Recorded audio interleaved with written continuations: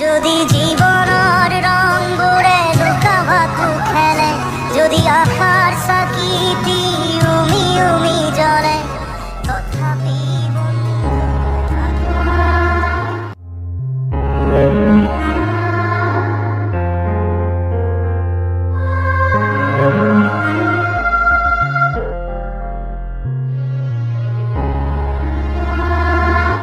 অসীমত যাৰ হেৰাল সীমাৰ চন্দন আৰু নাই। আজি পুৱাই জাতিটোৰ ওপৰত সৰগ ভাঙি পৰিল। নোহোৱা হ'ল অসমীয়াৰ উজ্জ্বল ভূতাতৰাটো। চিৰসেউজ অভিনেতা নিপন গোস্বামীৰ বিয়োগ। তথাপি বন্ধু আগুৱাই যাবা, পিছলৈ ঘূৰি নাচাবা। এজন এজনকৈ গুচি যাব ধৰিছে জাতিটোৰ মধ্যমণিসকল। আজি যেন আকৌ এবাৰ জাতিটোৰ ওপৰত সৰগ ভাঙি পৰিল। অসমৰ আকাশৰ পৰা উজ্জ্বল ভূতাতৰাটো নোহোৱা হ'ল। ওৰেতো জীৱন অভিনয়ৰ জৰিয়তে অসমীয়া জাতিটোক চহকী কৰা ভূতাতৰাই আজি উভতি নহা বাটেৰে গুচি গ'ল। চিৰসেউজ অভিনেতাগৰাকী অচিনা দেশলৈ মেলানি মাগিলে। উভতি নহা বাটেৰে জাতিটোক বিদায় জনাই গুচি গ'ল অসমৰ অভিনয় জগতখনৰ মহিৰু নিপন গোস্বামী। 50টা বছৰে অভিনয় জগতখনত কাম কৰি আজি মৃত্যুক আঁকোৱালি লয় নিপন গোস্বামীয়ে। বিগত কেইদিনমান ধৰি গুৱাহাটীৰ নেমকেয়াৰ হাস্পতালত সংকটজনক অৱস্থাত চিকিৎসাধীন হৈ থাকি আজি পুৱা 9:15 শেষ নিশ্বাস ত্যাগ কৰে নিপন গোস্বামীয়ে। অসমীয়াৰ হৃদয়ৰ আপোনা অভিনেতাগৰাকীৰ মৃত্যুৰ পাছতেই ৰাজ্যত এতিয়া শোকৰ ছাঁ।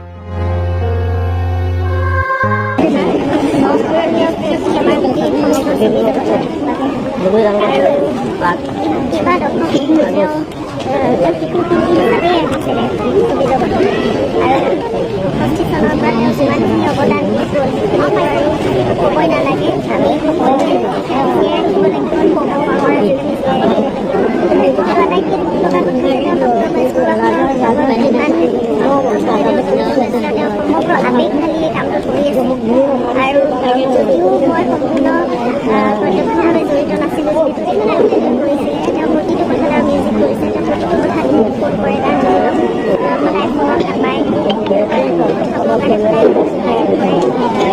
এনেকৈ লাগিছে তুমি আহি চাবাহি এবাৰ। গতিকে গোটেই কথাবোৰ তেওঁ বহুত আচলতে আশা সুখী কৰি ছবিখনলৈ, সেই কথাটোৱে খুব বেয়া লাগিছে। অসমীয়া বোলছবি জগতৰ উত্থান পতনৰ সাক্ষী। সংস্কৃতিৰ বৰ্ষৰ তেজপুৰত 1947 চনত জন্ম।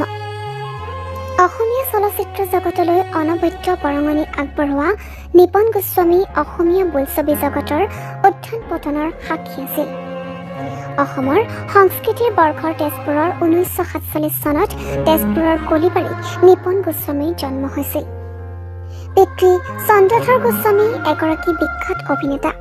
মাতৃ নিৰুপমা গোস্বামী সংগীত জগতৰ সৈতে জড়িত আছিল। তেখেতৰ 5গৰাকী খুৰাকী অভিনয় জগতৰ সৈতে জড়িত আছিল। তেখেতে শিশু অৱস্থাৰ পৰাই কলা সংস্কৃতি তথা অভিনয় জগতত অভিনয় কৰাৰ সুযোগ পাইছিল।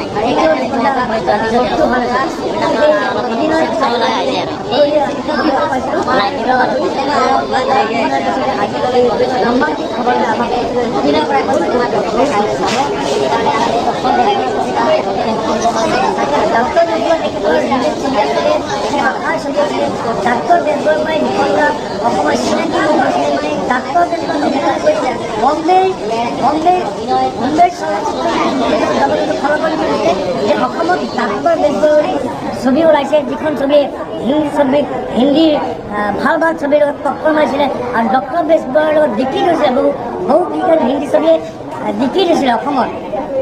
ডক্টৰ বেজবৰুৱাৰ লগত পাত্তা পোৱা নাছিলে আৰু ডক্টৰ বেজবৰুৱাক নিপন দাৰ অনবদ্য অভিনয়ে প্ৰত্যেকজন দৰ্শকৰ হৃদয় চুবলৈ সক্ষম হৈছিলে আৰু সেই ডক্টৰ বেজবৰুৱাৰ পৰা নিপন দাই পিছলৈ উভতি চাবলগীয়া নহ'ল ইখনৰ পিছত ইখন ছবি নিপন দাৰ হাতলৈ আহিলে নিপন দাই অসমীয়া ছবিৰ জগতখন প্ৰাণৱন্ত সহপাঠী আছিল বলিউডৰ তাৰকা সুভাষ ঘাই শত্ৰুঘ্ন সিনহা কলাগুৰু বিষ্ণুপ্ৰসাদ ৰাভা ফণী শৰ্মাৰ চুবুৰীয়া আছিল নিপন গোস্বামী শিক্ষা জীৱনৰ আৰম্ভ কৰিছিল তেজপুৰতে স্কুলীয়া জীৱনতে নিপন গোস্বামীৰ প্ৰথম অভিনয় কৰাৰ সুবিধা লাভ কৰে নাটকত প্ৰথমতে অভিনয় কৰিছিল পাছলৈ অসমীয়া বোলছবিত অভিনয় কৰিবলৈ আৰম্ভ কৰে অভিনেতাগৰাকীয়ে 1965 চনত পুনেলৈ অভিনয় প্ৰশিক্ষণৰ বাবে গৈছিল তেওঁ য'ত সহপাঠী হিচাপে বৰ্তমানৰ বলিউডৰ তাৰকা সুভাষ ঘাই আৰু শত্ৰুঘ্ন সিনহা আছিল নিপন গোস্বামীৰ অভিনীত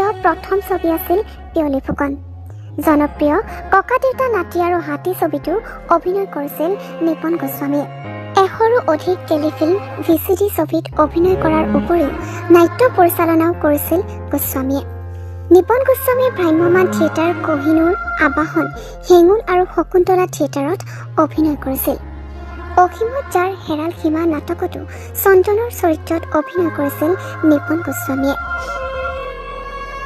অসমীয়া ছবি জগতখনক উকা কৰি গ'ল মুখ্যমন্ত্ৰী হিমন্ত বিশ্ব শৰ্মা আৰু ভূপেন বৰাৰ শোক প্ৰকাশ চিকিৎসাৰ খৰচ বহন কৰিব ৰাজ্য চৰকাৰে অসমীয়া ছবি জগতখনক উকা কৰি গ'ল চিৰসেউজ অভিনেতাগৰাকীয়ে ছবি জগতক নতুন মাত্ৰা দি সংস্কৃতিৰ ভঁৰাল চহকী কৰা নিপন গোস্বামীৰ বিয়োগত অসমীয়া ছবি জগতত শোকৰ ছাঁ পৰে জাতিটোৰ সংস্কৃতি পৰম্পৰাক সজীৱ কৰি ৰখা পুৰোধা ব্যক্তিগৰাকীৰ চিৰবিদায়ে জাতিটোৰ বাবে এক শূন্যতা আনিছে 5টা দশক ধৰি সত্ৰীয়া সংস্কৃতিৰ সাধনা কৰা গোস্বামীয়ে ওৰে জীৱন অভিনয়ৰ সাধনা কৰি অসমীয়া জাতিক সমৃদ্ধি কৰিছিল ৰাজ্য চৰকাৰে নিপন গোস্বামীৰ চিকিৎসাৰ সকলো খৰচ বহন কৰি বিশেষ মৰ্যাদাৰে স্বীকৃত কৰাৰ ঘোষণা কৰিছে কাইলৈ দিনৰ 11 বজাত নৱগ্ৰহ শ্মশানত ৰাজ্যিক মৰ্যাদাৰে স্বীকৃত সম্পন্ন কৰা হ'ব নিপন গোস্বামীৰ মৃত্যুত টুইটাৰযোগে শোক প্ৰকাশ কৰিছে